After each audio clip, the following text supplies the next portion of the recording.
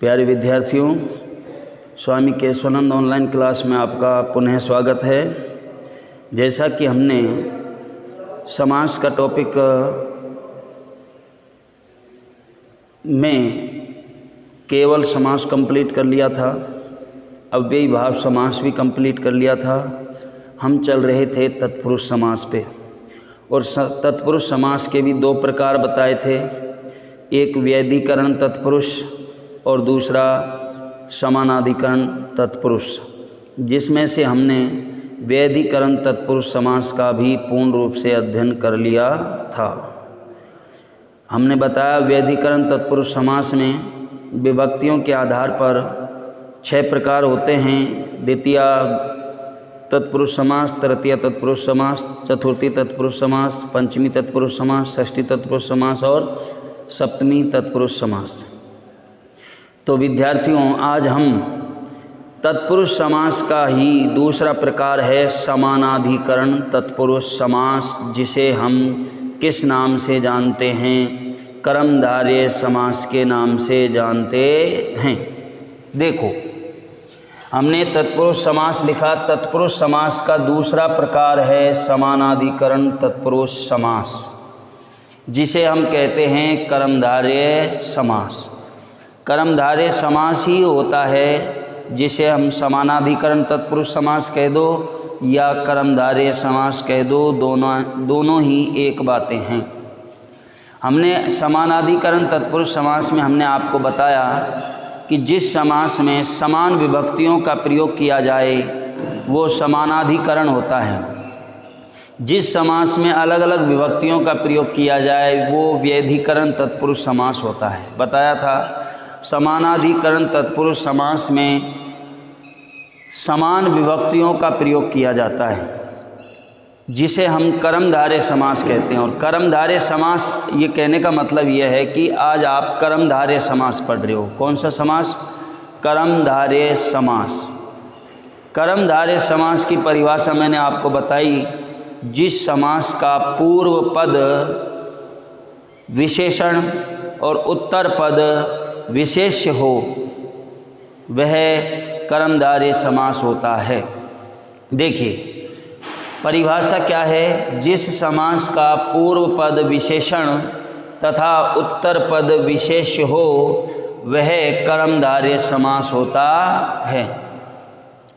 अभी मैंने दोबारा रिपीट किया है, जिस समास का पूर्व पद विशेषण और उत्तर पद विशेष्य हो कर्मधारय समास होता है। अब इसमें कुछ नोट लिखवाए हैं मैंने, नोट नंबर 1, नोट नंबर 2 और नोट नंबर 3। 3 नोट हैं, ध्यान दें। जब हम कर्मधारय समास का जो समस्त पद होता है उसका समास विग्रह करते हैं तो दोनों पदों में समान विभक्ति लगाते हैं। क्या लगाते हैं? समान विभक्ति। ध्यान रखें, कर्मधारय समास के समस्त पद का जब हम समास विग्रह करेंगे तो दोनों पदों में समान विभक्ति लगाते हैं। दोनों पदों में जब हमने समान विभक्ति लगा दी तो ये देखना है कि समस्त पद पुल्लिंग में हैं या स्त्रीलिंग में हैं या नपुंसक लिंग में हैं। यदि समस्त पद पुल्लिंग में हैं तो दोनों पदों के मध्य में चासौ लिखते हैं। क्या लिखते हैं? चासौ। यदि समस्त पद स्त्रीलिंग में हैं तो दोनों पदों के मध्य में चैसा या चेयम, जिसे हम कहते हैं चेयम, चैसा या चेयम लिख देते हैं। यदि समस्त पद नपुंसक लिंग में हैं तो समास विग्रह करोगे आप तो दोनों पदों के मध्य में चैतत या फिर चेदम लिख देते हैं।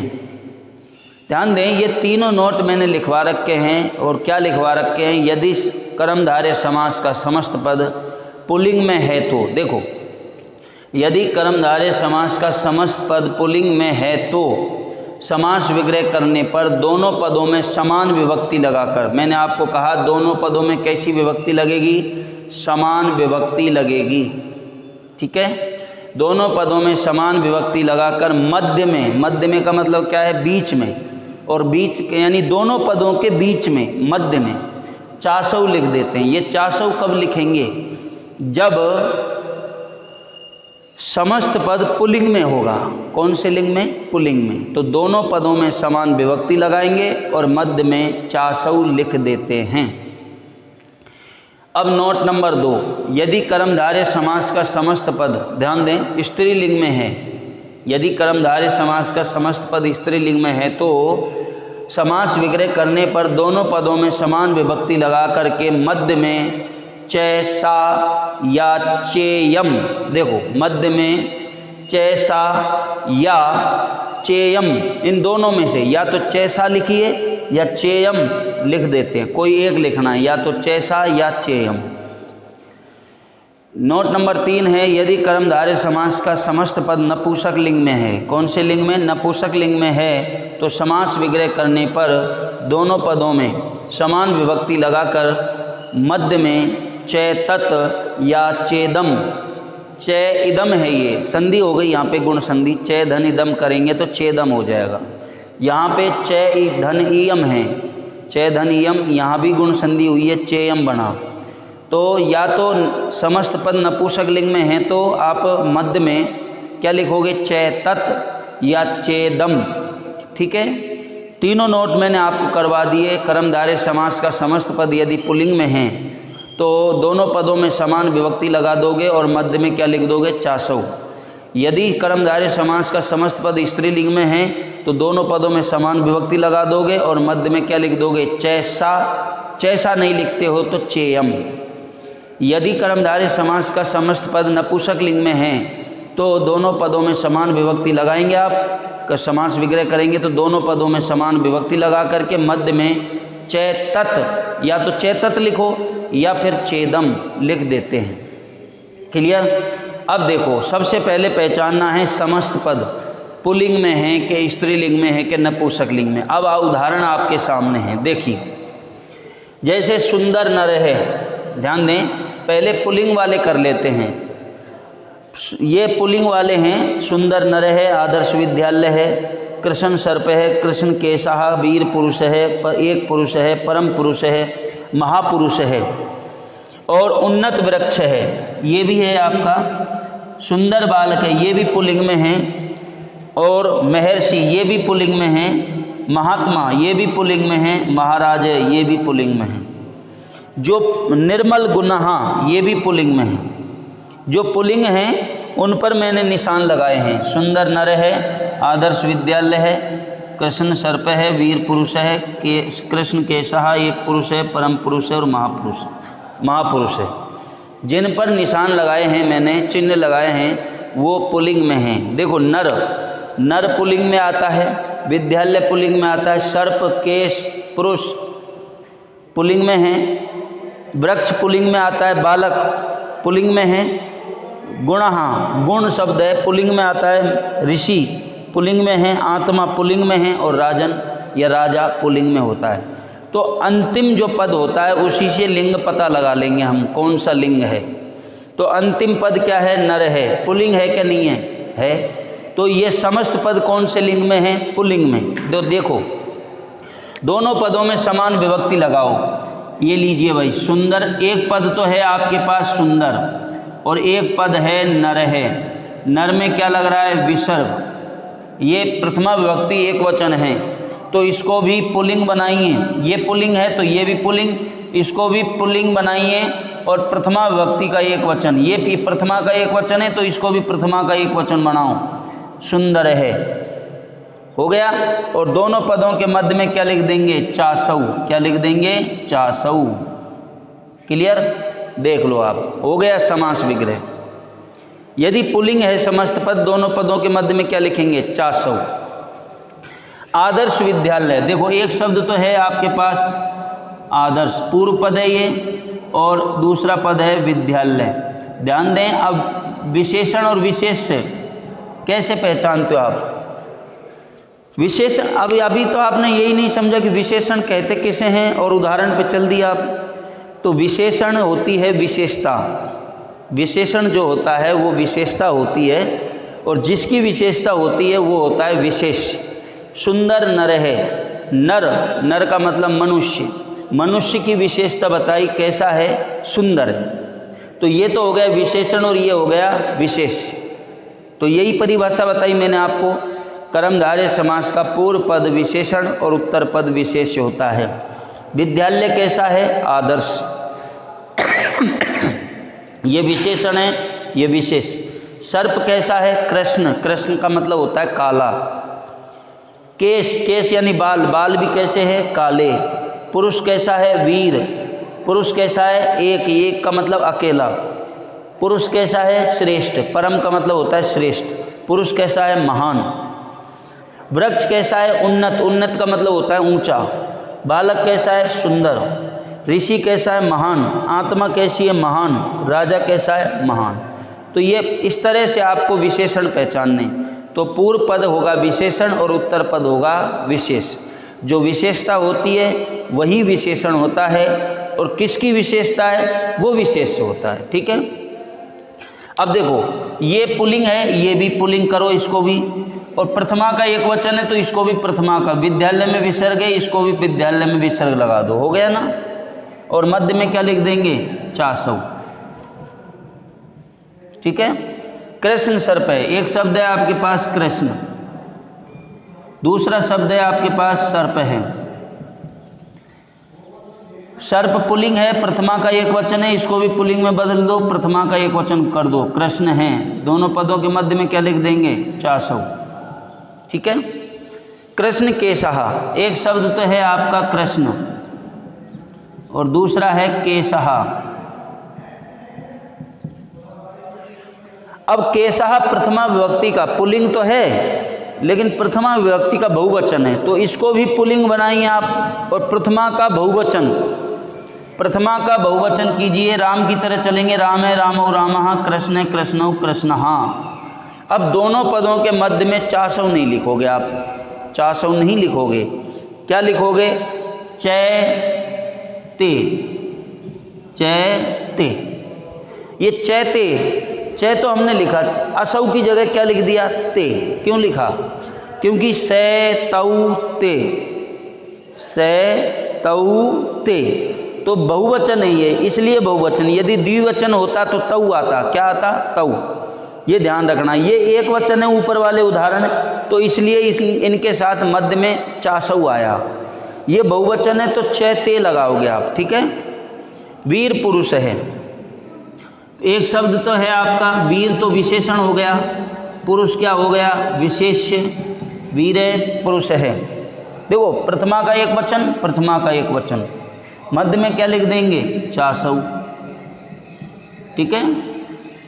एक है, एक विशेषण है और ये पुरुष है, ये विशेष्य है। अब इसको भी, ये प्रथमा का एक वचन है, इसको भी प्रथमा का एक वचन बनाओ तो एक है, मध्य में क्या लिख देंगे? 400। ठीक है। परम पुरुष है आपका, एक शब्द तो है परम और एक शब्द है पुरुष है। ये पुल्लिंग है, प्रथमा का एक वचन है, इसको भी प्रथमा का एक वचन बनाओ, परम है, मध्य में क्या लिख देंगे? 400। ठीक है। महापुरुष है, एक शब्द तो है आपका महा और एक शब्द है आपका पुरुष है। अब पुरुष है, पुल्लिंग है, पुल्लिंग प्रथमा का एक वचन है। अब महा को कैसे पुल्लिंग में बदलोगे? ये नहीं कि मैं विसर्ग लगा रहा हूँ, इसमें विसर्ग लग रहा है तो इसमें विसर्ग लगेगा। अब महान जो शब्द होता है उसका पुल्लिंग होता है महान, स्त्रीलिंग होता है महती, महती, और नपुंसक लिंग होता है महत। ठीक है। कुछ उदाहरण और बताएंगे। पुल्लिंग में होगा महान, देखो ये प्रथमा विभक्ति का एक वचन है, तो ये पुल्लिंग में प्रथमा विभक्ति का एक वचन होगा महान। क्या होगा? महान। महान पुरुष है, यानी समस्त पद हो जाएगा महापुरुष है। कुराजा, ये भी पुल्लिंग है, ये भी पुल्लिंग है। कुराजा, एक शब्द तो है हमारे पास कु, दूसरा है राजा। अब राजा पुल्लिंग है, प्रथमा का एक वचन है, ध्यान दें, इसमें 400 लगाना भूल गए। ये पुल्लिंग है इसलिए इसमें दोनों पदों के मध्य में क्या लग जाएगा? 400। अब हमारा कुराजा में देखो, एक शब्द तो है कु, कु का मतलब होता है बुरा। कुराजा, कैसा राजा? बुरा राजा। अब राजा पुल्लिंग है, इसको पुल्लिंग में बदलो। कू को पुल्लिंग में बदलेंगे तो कुत्सितः होगा। क्या होगा? कुत्सितः। यदि कू को स्त्रीलिंग में बदलते तो कुत्सिता होता। क्या होता? कुत्सिता। पुल्लिंग में बदला है तो कुत्सितः, स्त्रीलिंग में बदला कुत्सिता, नपुंसक लिंग में बदलते तो कुत्सितम। मध्य में क्या लगा देंगे? दोनों पदों के मध्य में चासौ। क्या लगा देंगे? चासौ। अब आपके जैसे मैं बात करता हूँ, ये तो हो गए पुल्लिंग। और भी पुल्लिंग हैं, देखो। निर्मल गुणः, एक शब्द तो है हमारे पास निर्मल, और एक शब्द है हमारे पास गुणः। अब गुणः कौन सी विभक्ति है? पुल्लिंग है। विभक्ति कौन सी है? प्रथमा। लिंग तो पुल्लिंग है लेकिन विभक्ति प्रथमा, बहुवचन। अब इसको भी प्रथमा विभक्ति करो और बहुवचन। राम की तरह रूप चलेंगे, निर्मलः। रामे रामो रामः, निर्मलय निर्मलौ निर्मलः। अब दोनों पदों के मध्य में क्या लिखेंगे? चासौ। लेकिन ये गलत होगा, चासौ नहीं लिखेंगे। इस उदाहरण को देखो, कृष्ण केशः, कृष्ण केशः। बहुवचन है तो मध्य में क्या लगाएंगे? चैते। क्या लिखेंगे? चैते। ठीक है। महर्षि, एक शब्द तो है महा और एक शब्द है ऋषि। महर्षि। अब ऋषि कौन सा है? पुल्लिंग। कौन सा लिंग है? पुल्लिंग। इसको भी पुल्लिंग में बदल दो, महान। ये प्रथमा का एक वचन, ये प्रथमा का एक वचन, दोनों के मध्य में क्या लगा दो? चासौ। ठीक है। महात्मा, एक शब्द है महा और एक शब्द है आत्मा। आत्मा कौन सा लिंग है? पुल्लिंग। कौन सा लिंग है? पुल्लिंग। तो इसको भी पुल्लिंग में बदलो, महान। ये बदल दिया, ये महान पुल्लिंग, और ये मत समझना आत्मा स्त्रीलिंग है। आत्मा जो शब्द होता है वो पुल्लिंग में होता है संस्कृत में। दोनों पदों के मध्य में क्या लगा देंगे? चासौ। महाराज है, एक शब्द है हमारे पास महा और एक शब्द है राज है। राज है का मतलब क्या होता है? राजा। महाराजा आ जाए या महाराजे आ जाए, दोनों का एक ही समास विग्रह होगा। या महाराजे की जगह ये महाराजा होता। क्या होता? महाराजा। तब राजा की जगह ये राजा है, पुल्लिंग है, प्रथमा का एक वचन है, तो इसको भी पुल्लिंग में बदल दो, महान राजा। मध्य में क्या लिख देते? चासौ। क्या लिख देते? चासौ। समझ गए? अब मैं बात करता हूँ यहाँ पे, ध्यान दें, रम्य वाटिका। अब स्त्रीलिंग पे आते हैं। ये कुछ उदाहरण स्त्रीलिंग के हैं, 3-4 उदाहरण स्त्रीलिंग के हैं। देखो, रम्य वाटिका। रम्य एक शब्द तो हमारे पास रम्य है, एक शब्द है वाटिका। वाटिका कौन सा लिंग है? स्त्रीलिंग। इसको भी स्त्रीलिंग में बदलो, रम्या बदल दिया। ये प्रथमा का एक वचन, ये भी प्रथमा का एक वचन। दो स्त्रीलिंग हैं, समस्त पद, तो दोनों पदों के मध्य में क्या लिख देंगे? चैसा। क्या लिख देंगे? देखो समझिए, नोट नंबर 2, स्त्रीलिंग में यदि समस्त पद है तो समास विग्रह करने पर दोनों पदों में समान विभक्ति लगाकर मध्य में चैसा, चैसा या चेयम लिख देते हैं। या तो चैसा लिख दो या चेयम, कोई सा लिख सकते हो आप। सुंदर बालिका, देखो एक शब्द तो है सुंदर और एक शब्द है बालिका। बालिका कौन सा लिंग है? स्त्रीलिंग। इसको भी स्त्रीलिंग में बदलो, सुंदरी। क्या हो गया? सुंदरी। स्त्रीलिंग में बदल गया। दोनों पदों के मध्य में क्या करेंगे? चैसा। ठीक है। दीर्घ रज्जु, एक शब्द है हमारे पास दीर्घ और एक शब्द है हमारे पास रज्जु। रज्जु का मतलब होता है रस्सी। अब रज्जु कौन सा लिंग है? स्त्रीलिंग। ये स्त्रीलिंग है तो इसको भी स्त्रीलिंग में बदलो, दीर्घा। बदल दिया, दीर्घा। दोनों पदों के मध्य में क्या लिख देंगे? चैसा। कुरानी, देखो एक शब्द तो है हमारे पास कु और दूसरा है रानी। ठीक है। कुरानी की जगह आपको चेंज होके आ सकता है, राज्ञी आ सकता है, कुराज्ञी। ऐसे राज्ञी का मतलब होता है रानी। लो मैंने राज्ञी कर दिया यहाँ पे, राज्ञी। राज्ञी का मतलब क्या है? रानी। अब रानी स्त्रीलिंग है, राज्ञी। राज्ञी का मतलब रानी, स्त्री है। स्त्रीलिंग है तो कु को स्त्रीलिंग में बदलो। हमने एक बटा था कु राजा, तो कुत्सित है चासौ राजा, राजा पुल्लिंग था इसलिए कुत्सित है। अब राज्ञी स्त्रीलिंग है तो इसको क्या कर देंगे स्त्रीलिंग में कुत्सिता, क्या कर देंगे कुत्सिता। मध्य में क्या कर देंगे दोनों पदों के मध्य में चैसा। ठीक है, देखो अब पुल्लिंग के और उदाहरण भी रह गए आपके। ये वृक्ष पुल्लिंग है, ये उन्नत हमने कर लिया उन्नत, और ये वृक्ष है, वृक्ष पुल्लिंग है तो इसको भी पुल्लिंग बनाओ उन्नत है। दोनों पदों के मध्य में क्या लिख देंगे चासौ, क्या लिख देंगे चासौ। ये दोनों उदाहरण रह गए थे। सुंदर बालक है, बालक सुंदर है विशेषण और विशेष्य दोनों पद हैं। सुंदर शब्द है एक तो, और एक शब्द है हमारे पास बालक है। ये बालक है पुल्लिंग प्रथमा का एक वचन है, इसको भी पुल्लिंग में बदलो सुंदर है। और दोनों समस्त पद पुल्लिंग में है तो आप दोनों पदों के मध्य में क्या लिख दोगे चासौ। ठीक है, हमने पढ़ लिया पुल्लिंग का समस्त पद पढ़ लिया और नई स्त्रीलिंग का भी समस्त पद पढ़ लिया। देखो यदि आपको आ जाए महती इच्छा, यहाँ पे समझा रहा हूँ महती इच्छा। अब इच्छा एक लिखता हूँ महत धनम,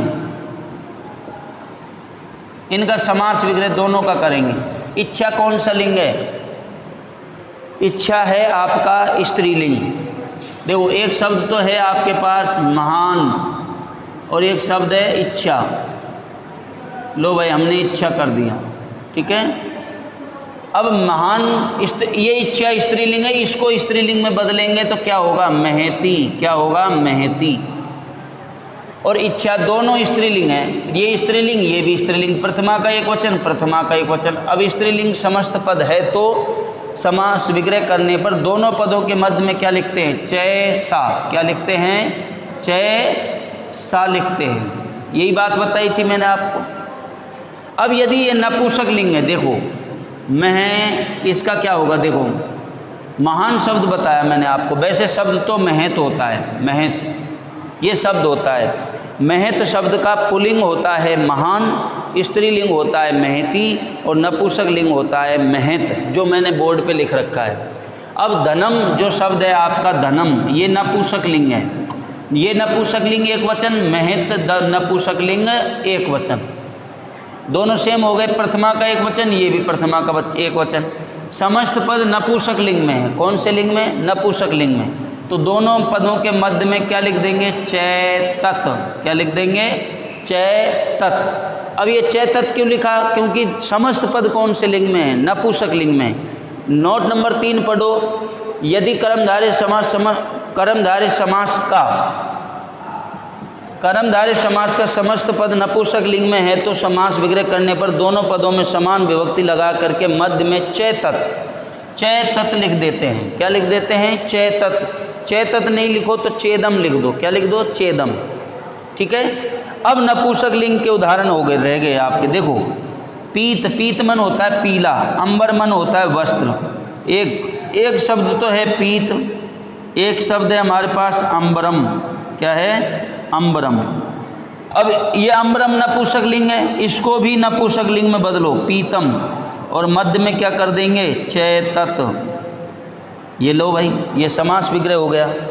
रक्त कमलम नपुंसक लिंग में है समस्त पद। एक शब्द तो है रक्त, रक्त मन लाल, और कमल, कमल मन होता है पुष्प। अब ये नपुंसक लिंग एक वचन, इसको भी नपुंसक लिंग एक वचन में बदलो रक्तम, और मध्य में क्या लिख देंगे चैतत, ठीक है। श्वेत वस्त्रम एक शब्द तो है आपके पास श्वेत, श्वेत का मतलब होता है सफ़ेद। वस्त्र, वस्त्र कैसा है सफ़ेद, ये विशेषण है और ये विशेष है। अब वस्त्र वस्त्रम नपुंसक लिंग एक वचन है, इसको भी नपुंसक लिंग एक वचन में बदलो श्वेतम, और दोनों के मध्य में क्या लिख देंगे चैतत, ठीक है। नीलोत्पलम एक शब्द तो है नील, नील मन क्या होता है नीला, उत्पलम मन होता है कमल। नीला ध्यान दें, उत्पलम का अर्थ होता है कमल। कमल कैसा है नीला।